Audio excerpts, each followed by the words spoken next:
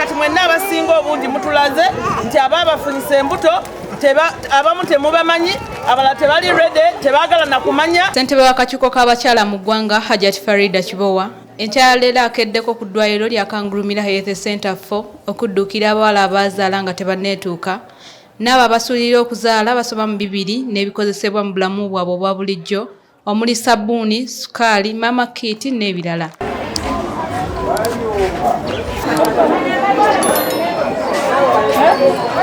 Mu kwogera kwe Kibowa bano abasabye okwetanira enkola ya famire pulaningi okwewala okukola ensobi nga zino n'okukomya okwegabangula.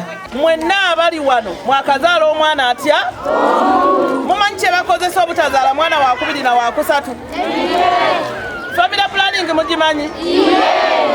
Waliwo abali wano nga temusobola kwesonyiwa abasajja abo yadde ng'omusajja alaga nti takwagala yadde alaga nti tajja kuwa mwana wo kagoye naye ng'ate bw'anaatuusa ekiseera ajja kujja kugamba ejjangu wano tulabe si weewaawo tebabazaamu mu ebyo kaakati kwe bw'oba owulira nga tosobola kutuulirawo nga tosobola kumumma gwemira akakerenda oba genda bakuba empiso agenda okutuukako nga takyasobola kufunisa lubuto luki naye era mugenda kuddayo mubawe babafunisa embuto endala kati muteekeyo akakerenda oba mwekubye akayiso ebintu ebyo byabwereere nansi famire pulaningi si yabwereere kati lwaki temujja ne mugaba nga temukyasobola kufuna mbuto. Hajjat Faridah Kibowa era abasabye okwekuuma akawuka ka mukenenya okusobola okukuza abaana baabwe. Kigambo kyaki? Abasawo bano batukola bulungi nti n'olutuuka mu ddwaliro wano kye basooka okukebera yeki? Abasinga obungi kumwe muli balamu temulina siriimu si kyo? Era n'abaana bammwe balamu tebalina ki? Kati temugenda ate kunoonya kawuka musooka ate mulekewo n'abaana bammwe kubanga akawuka olukukwata ebibyo biba bikoze ki? N'olwekyo twagala kumaliriza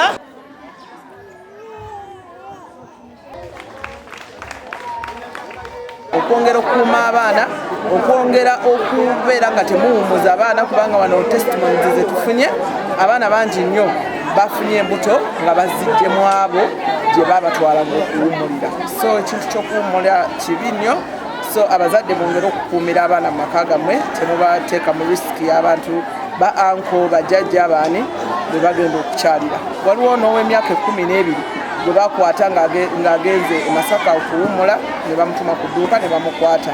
So ebikolwa ng'ebyo tusaba abaami babeere nga batuyambako ne bwe tunaayogera n'abawala ddala nga tetutaddeemu baami tetubasabye kutuyambako tujja kuba nga tetulina kye tukoze. So omulanga gwange guli eri abaami tubeetaaga mu kino ekintu ekyokulwanyisa abaana baffe okufuna embuto okufuna akawuka akalwaza mukenenya. Ntwala omukisa guno naye omusiima ku lw'ensonga eyo ku lw'enjiri gy'abuulirira ku bamaama. Oliver Businje amyuka akulira ebyobulamu e Kayunga ayogeddeko ku buzibu bwe basanga nga bajjanjaba abaana bano.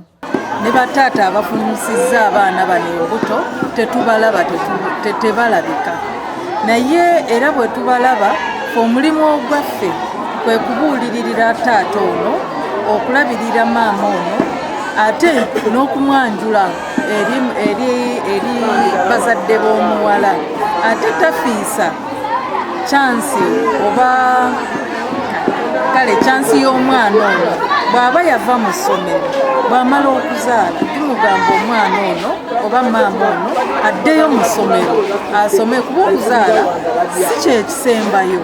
Zekiyimba Daniel omukulu w'eddwaliro lya Kangulumira HC IV embeera nti tetulina staff accommodation emala abasawo 10 bokka be balina webasula abasigadde 44 be tulina wonna 10 lyokka lyerina webasula.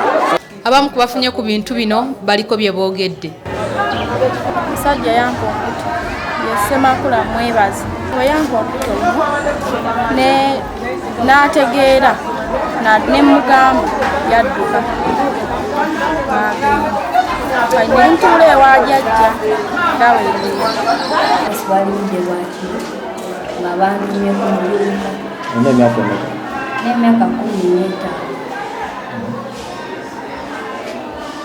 era kati omwana okumulabirira abasawo bakudde ne bebamulabirira kati okukula kweyirawe batyo ofunyeyo omulimu yali nfunye omulimu ntansi omulabirira we yalwala nendya sente nga za bbanja omulimu teyanzizaako nti tubeerawo bwetutyo